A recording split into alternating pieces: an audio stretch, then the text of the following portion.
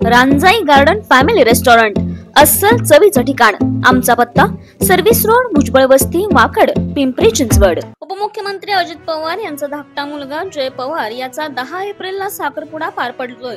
Social media company सांभाळणारे प्रवीण पाटील यांची मुलगी ऋतुजा पाटील हिच्यासोबत जय पवार याचं लग्न संपन्न होत आहे.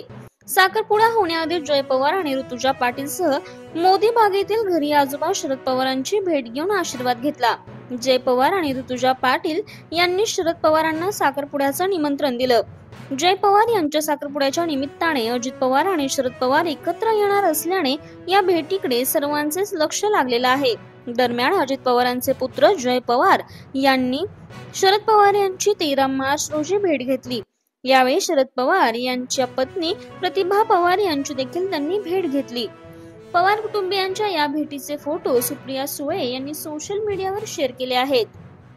उपमुख्यमंत्री अजित पवार यांच्या कुटुंबामध्ये सुनबाईचे आगमन होणार असून जय पवार विवाह बंधनामध्ये अडकणार असल्याची गुड न्यूज खासदार सुप्रिया सुळे यांनी दिली.